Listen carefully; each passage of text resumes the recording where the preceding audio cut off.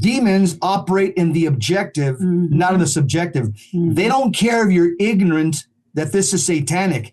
You're going to open a door once you start practicing yoga. They're not going to say, oh, have some compassion on him. He's ignorant. He didn't know that this opens a portal to me, Mr. Demon. No, demons operate on the objective. Just like a judge tells you, ignorance of the law is no excuse. You're going to jail, pal.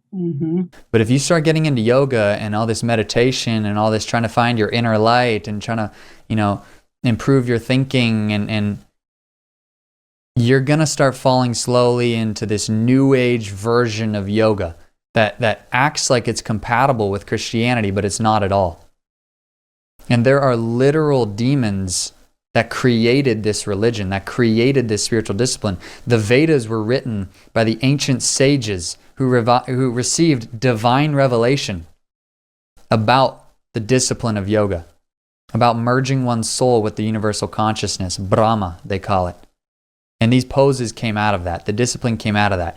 And now we have it in the US, and it's one of the most popular, growing physical activities, even spiritualities in the world. This whole new age spirituality that yoga is such a huge part of.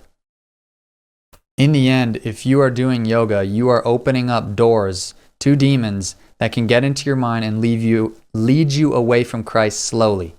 So let's continue. That's why, as Catholics, we need to be practicing Catholics. Yeah. Not just Catholics. It's called practicing Catholics. Don't be a Catholic by name only. Yeah, right. So we won't fall into these occult practices that seem so innocent. Yoga. Oh, I'm going to be physically fit with the yoga and Freemasonry, like Joe Biden. Yes, yes. If you don't know your faith, you're going to do stupid things. Yes, you're going to fall into a trap, and that's what the demon.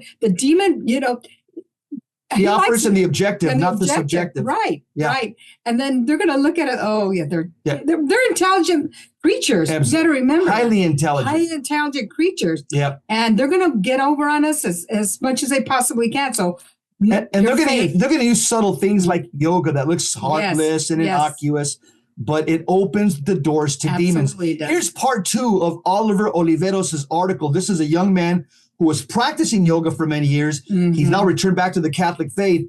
This one is called A Yoga Retrospective, Follow the Lamb, Not Serpents and Scorpions. He says, the dogma of scientism. That means fake science, like Fauci stuff. Prepares the wide embrace of pseudo-spirituality. For example, the secular belief that humans are a result of evolution dovetails with a major tenet of yoga. The belief that we live multiple lives through time and by practicing spiritual austerities, our consciousness will evolve to a higher state and eventually merge with the divine. He says, when I was in high school and university, students were not imparted with the counter arguments against biological evolution. By the way, I have a book that I've written for college students and high school students. Yeah. It's called Atheism, the Opium of the Elites. If you want simple, hard evidence against atheism and all the garbage that they cram down our kids' throats in high school and college, go to my website, jesseromero.com. I have a book written, 50 Questions and Answers, Atheism, the Opium of the Elites 2.0. So by the time I got introduced to yoga, I was already indoctrinated into the belief of some kind of evolutionary ascension.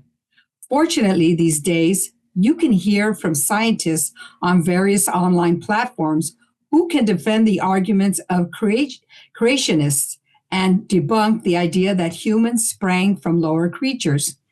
With evolutionism debunked, it's easier to squash any kind of spiritual evolution technique. In these times, Oscar Oliveros writes of social division, there's no evolution of consciousness. If anything, there's been a degradation of consciousness. Compared to pre-hippie America, we have more broken families, emotionally traumatized children, aborted babies, bizarre secular indoctrination, obesity, gluttony, social displays of narcissism, and whatever social contagion that aims to diminish our moral foundation. Having 34 million Americans doing yoga doesn't help our collective ills. So the belief that yoga helps consciousness evolve is apparently false. What truly is needed to heal the national psyche is a return to Judeo-Christian values and practices. Yeah, one nation under God. Absolutely. If Catholics want to remind the culture that there's a better alternative to yoga and the occult, then we must hone in a spiritual practices that make us the salt of the earth, the light of the world, and like a city set on a hill. There are some underutilized practices and teachings that we can cultivate that are far greater than anything that yoga can offer. Here are a few suggestions from this former 1990s yogi. A yogi is somebody who was a practitioner of yoga, or he could also be one of the teachers. They also call themselves yogis, the teachers. So in the New Age and yoga world, it's very cliche to hear the phrase, raise your vibration. I've never heard that phrase because I've never practiced yoga, so I wouldn't know. Raise your vibration. So Doing this,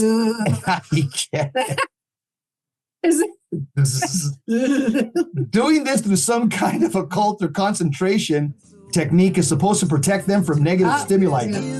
Yeah, she's the one that can protect us from this vibration. She will protect us from these demonic vibrations. You know what vibration is? It's a demonic manifestation. Right, absolutely. It is. Mother Mary, pray for us. Yeah.